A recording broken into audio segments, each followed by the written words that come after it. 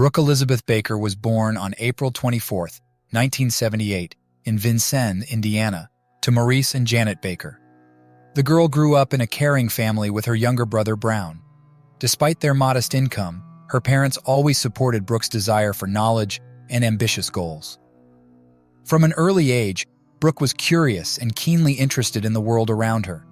Her parents contributed to her intellectual development in every possible way. Although they did not have a higher education, studying was easy for Brooke, especially the humanities. Her classmates were often jealous of her successes or mocked her for her seeming arrogance. But in reality, the girl simply knew the value of her abilities. In elementary school, Brooke became interested in reading and writing. She dreamed of becoming a writer, so she tried not to miss any opportunity to try to write something, whether it was a short story, a sketch, or a poem. Her parents and teachers encouraged her, recognizing her talent and perseverance. The positive feedback inspired her to try her hand at the school newspaper. It was a real revelation. Brooke discovered that she could not only tell fictional stories, but also write interestingly about real events and problems. In addition, communicating with like-minded people in the newsroom gave her inspiration and a sense of common purpose. Gradually, Brooke's interest shifted toward journalism. She admired the bold investigations of famous reporters who exposed corruption and fought for the truth. Brooke decided that she would definitely become a journalist and devote her life to the search for truth and justice. Despite her creative ambitions, Brooke was not a reclusive or withdrawn child. People easily found common ground with her, and her friends appreciated her sincerity and sense of humor. However, Brooke was never one of the most popular girls in her class, as she was too different in her views and habits. However, this did not bother her at all. Brooke was good at music and cinema, and loved sports, especially volleyball. She was also fond of psychology and philosophy, interested in how the world works and why people act in certain ways. These interests were later reflected in her journalistic work. Brooke had a surprisingly warm, trusting relationship with her younger brother Brown. Despite their age difference, they talked a lot, shared secrets, and had fun together. Brooke took care of her brother, warned him against rash actions, and Brown trusted her advice unconditionally. In general, Brooke's childhood was uneventful, but adolescence brought her first disappointments, both in friendship and love. Brooke was painfully aware of the insincerity and hypocrisy of her peers, and she increasingly valued loyalty, honesty, and integrity. These qualities became her guiding light in life. Her friends and teachers remembered Brooke Baker as a diligent, intelligent student with brilliant prospects. At her graduation party, she gave a touching speech thanking her family, friends, and mentors.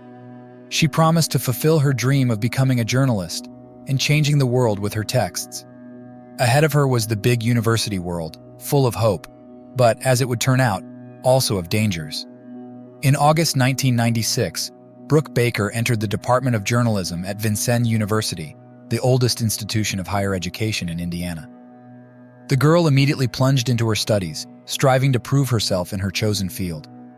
Brooke was fascinated by the academic program, lectures, seminars, and practical classes. She especially enjoyed working for the university newspaper, the Trailblazer. There, Brooke learned how to conduct interviews, search for information, and write reports and notes. Soon, her stories began to appear in the paper. Brooke did not limit herself to purely educational topics.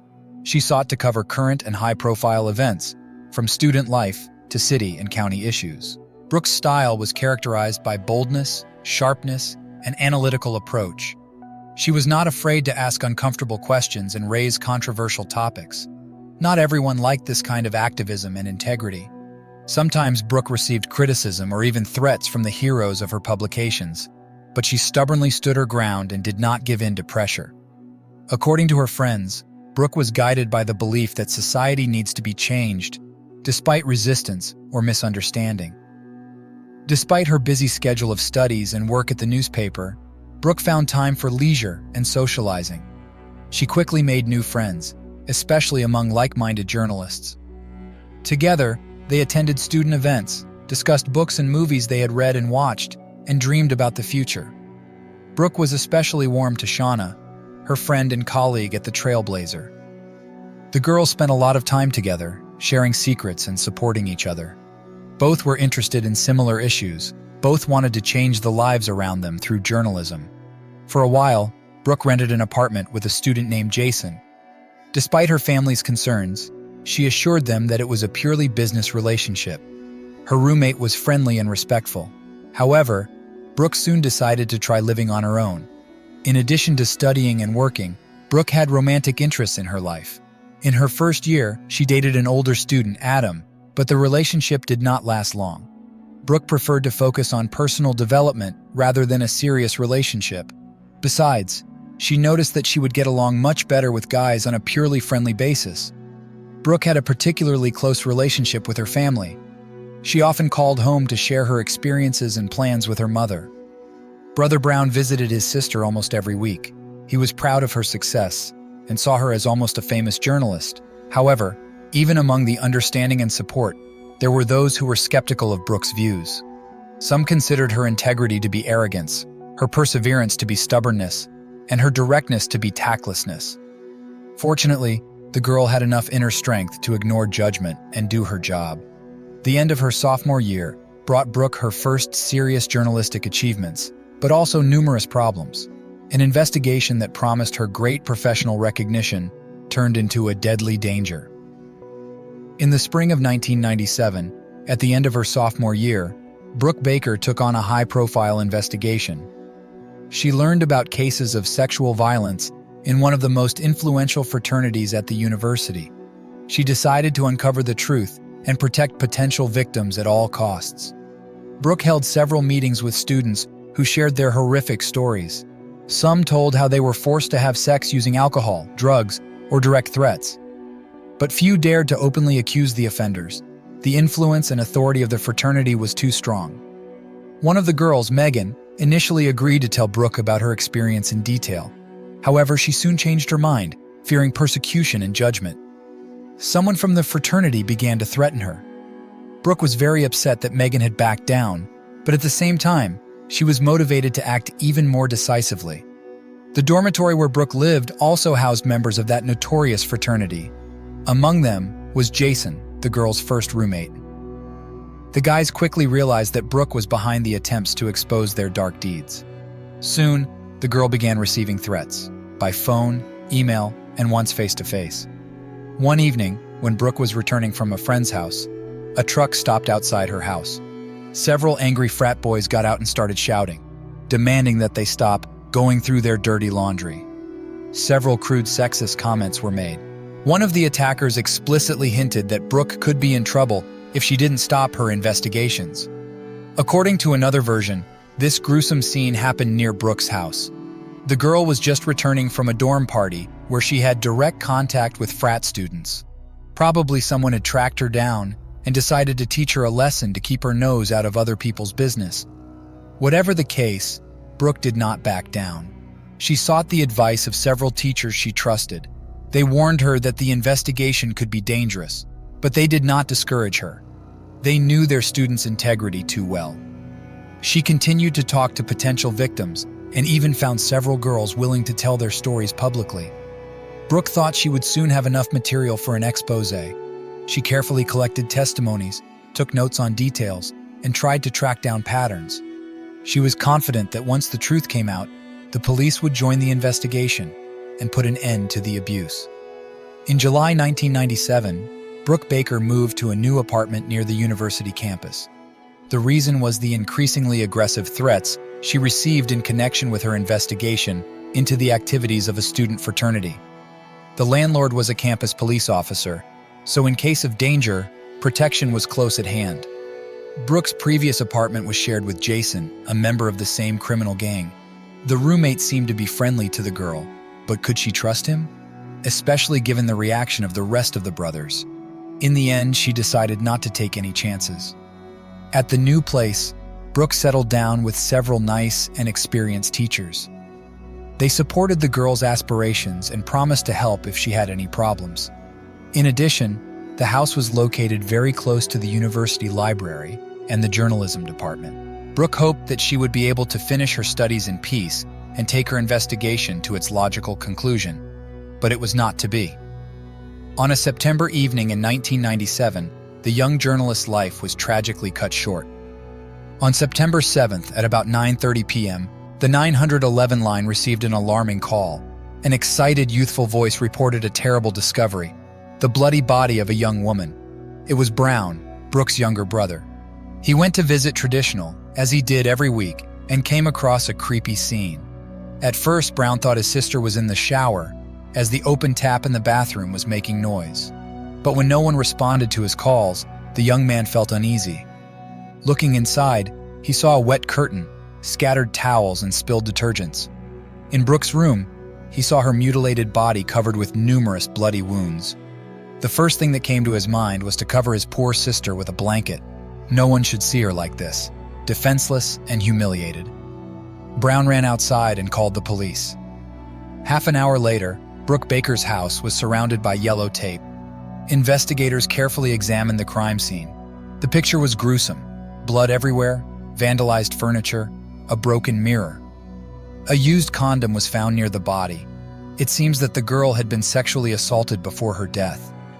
The killer was clearly trying to cover his tracks: towels in the bathroom, a bottle of bleach, a bloody knife under the dirty dishes. But despite all his efforts, he left an important piece of evidence at the crime scene: his DNA.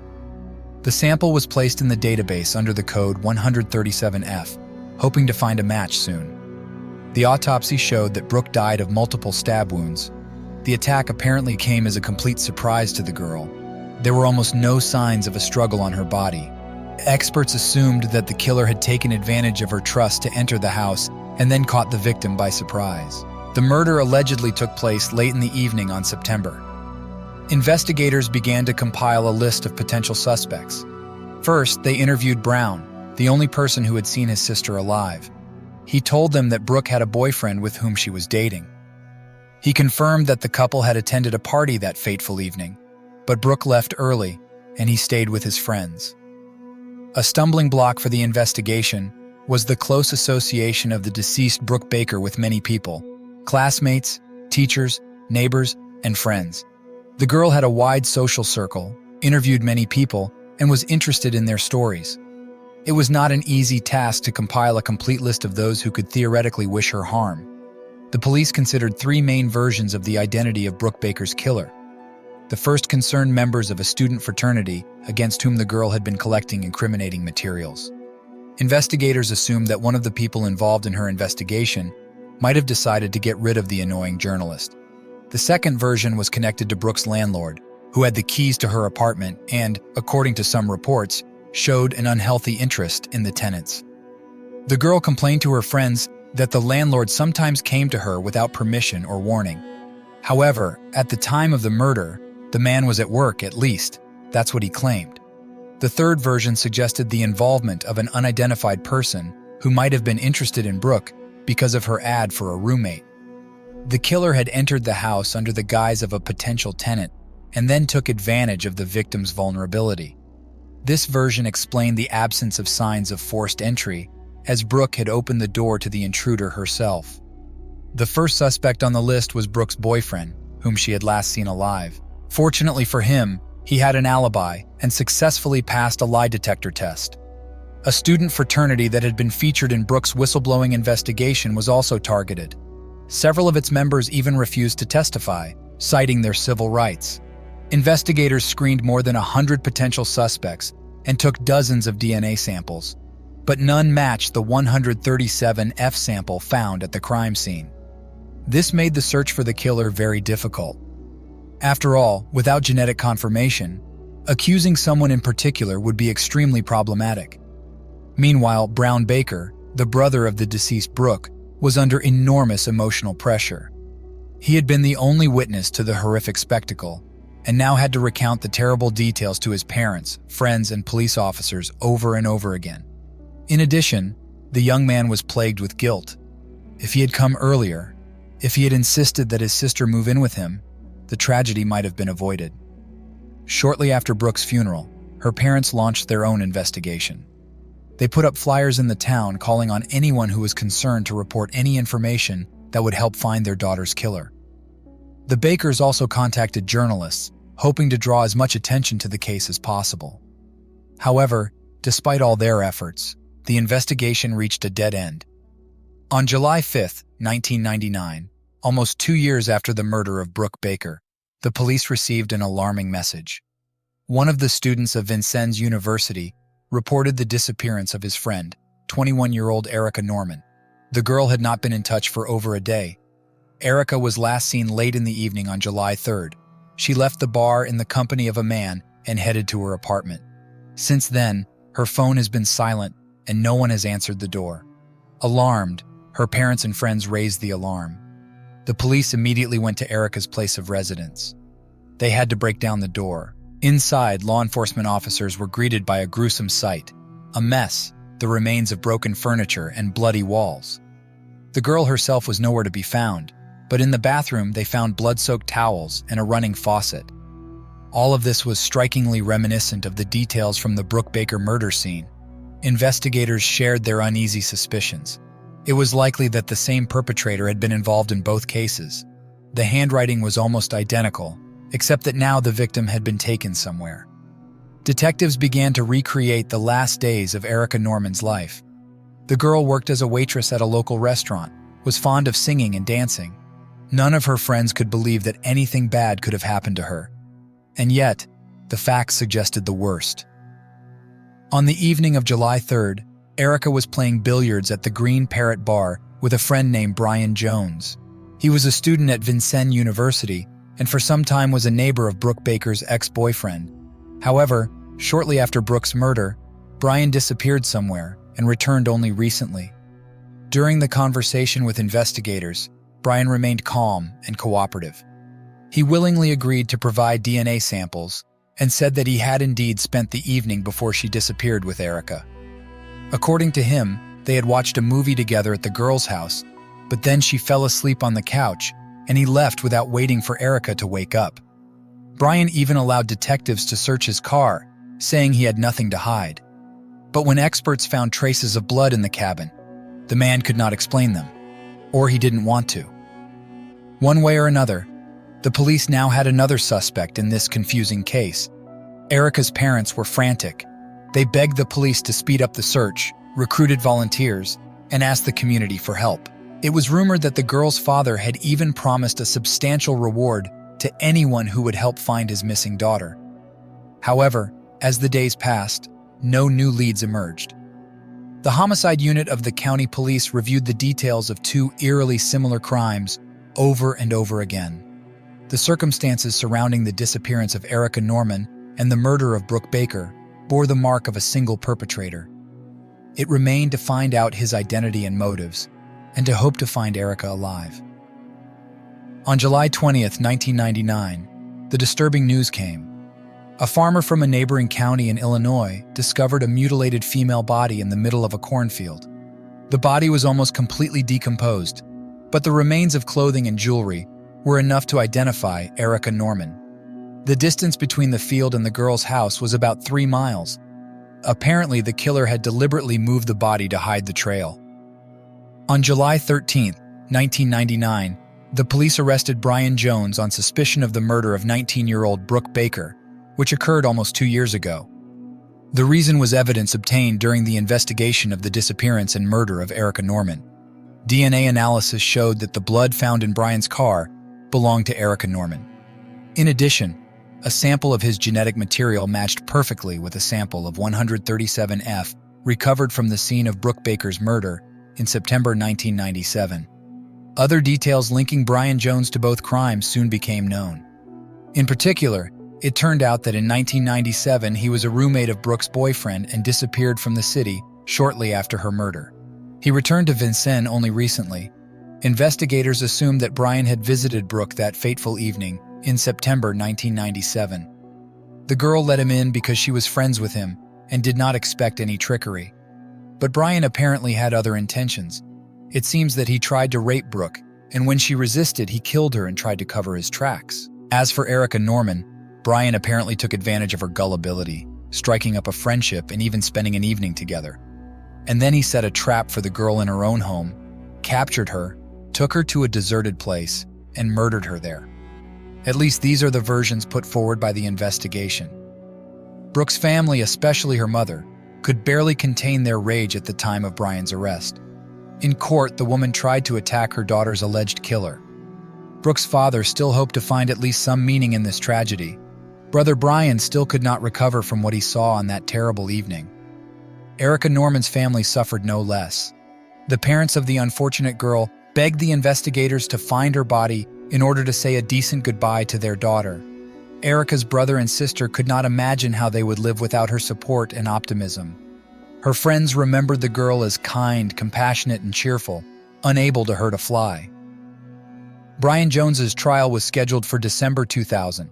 The man was accused of 2 episodes at once: the murders of Brooke Baker and Erica Norman. Prosecutors were determined to seek the death penalty. The public was also eager for justice. Jones's crimes seemed too cruel and insidious. In December 2000, the trial of Brian Jones, accused of the rape and murder of students Brooke Baker and Erica Norman, began.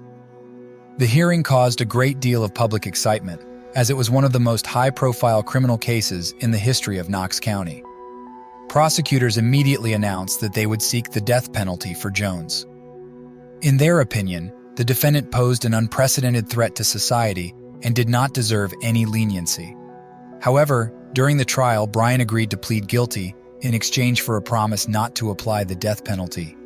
Norman Jones did confess to the murder of Erica. However, he categorically denied guilt in the Brooke Baker case. The defense insisted that the evidence against Brian was insufficient and that all the charges were based only on assumptions and circumstantial evidence. But the prosecutors argued that the totality of the evidence clearly points to the defendant's guilt. Brian's DNA was found on Brooke's body, in particular under her fingernails and in intimate areas.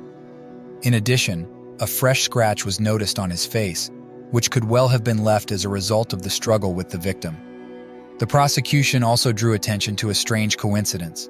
Shortly before Brooke's murder, Brian rented a movie with a similar plot. Prosecutors believed that in this way, Jones was practicing his future crime. However, the defense rejected these arguments, insisting that all the evidence was purely circumstantial. Eventually, after several weeks of fierce debate, the jury found Brian Jones guilty on both counts of rape and murder of Brooke Baker and Erica Norman. The judge announced the sentence: life imprisonment without the possibility of early release. In addition, the defendant received an additional 60 years behind bars for confessing to the murder of Erica. The relatives of the deceased girls greeted the verdict with relief. Brooke's father, Maurice Baker, said that although it was impossible to bring his daughter back, the punishment of the killer brought the family some peace. "This verdict will not bring my daughter back," he told reporters, "but I'm glad that justice has been served." Brooke's mother, Janet Baker, did not live to see the end of the trial. She passed away in 2004. The horrific tragedy undermined her health, and she was never able to recover from the loss of her only daughter. Erica's parents did not hide their grief and anger either. "This monster took the lives of 2 wonderful girls," they said. "Life in prison is the least he deserves. Brian Jones is still serving his sentence." However, a few years ago he filed an appeal, trying to challenge the verdict in the Brooke Baker case. However, the court rejected his request, so Jones will definitely spend the next decades behind bars, unless he confesses why he committed these horrific crimes. The cases of Brooke Baker and Erica Norman stirred up the university community. Students organized actions demanding increased security measures on campuses. The management of educational institutions revised the rules and procedures for responding to reports of crimes. Vincennes became synonymous with danger and insidiousness. Despite the years that have passed, the memory of Brooke Baker and Erica Norman lives on. Friends and classmates remember the girls as talented, ambitious, and bright people who could conquer any peak.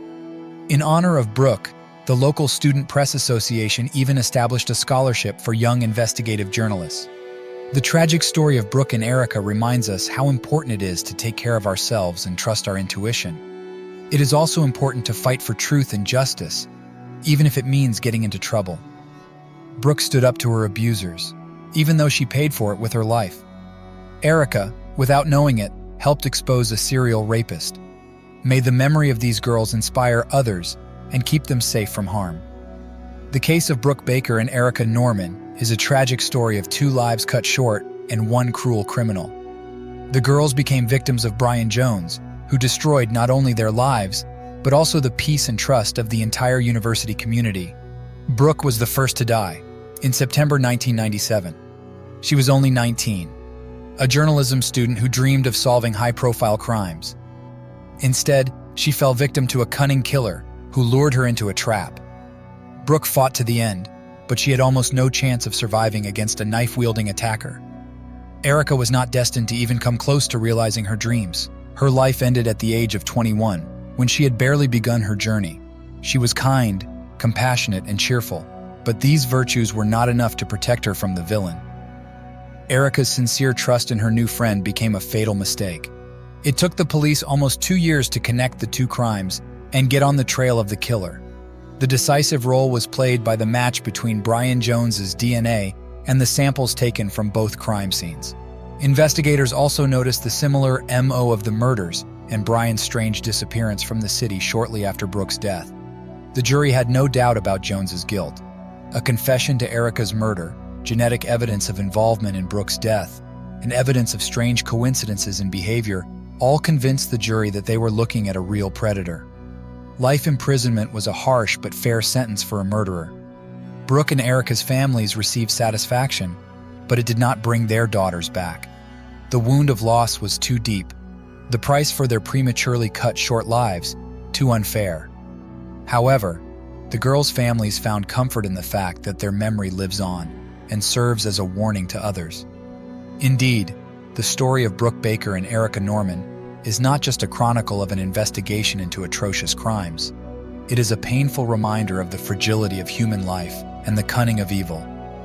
At the same time, it is an inspirational example of indomitable spirit in the face of injustice. Brooke stood up to violence and was willing to expose the perpetrators, despite the risks. She believed in the power of justice, even though she paid the ultimate price for it. Erica, albeit unwittingly, contributed to the disclosure of the maniac's crimes. Her death became a decisive clue for the investigation. Let Brooke's courage and integrity, Erica's sincerity and humanity be a guide for everyone who knew them or learned about this sad story. And may the memory of these girls become an armor that will protect others from harm and make everyone think about the rightness of their own path. Vincennes, Indiana, a town most Americans have never heard of, is now forever associated with the names of Brooke Baker and Erica Norman. Let this tragic association be not only a memorial to the dead, but also a reminder to the living. Appreciate every moment. Do not remain silent about injustice. Be attentive to your neighbors. And remember, as long as there are people willing to stand up for the truth, even at the cost of their own lives, evil will never win. Brooke and Erica were just such people, so let us remember them with gratitude and follow their example, each to the best of our ability. This is the only way we can make our fragile world a little more humane and safe.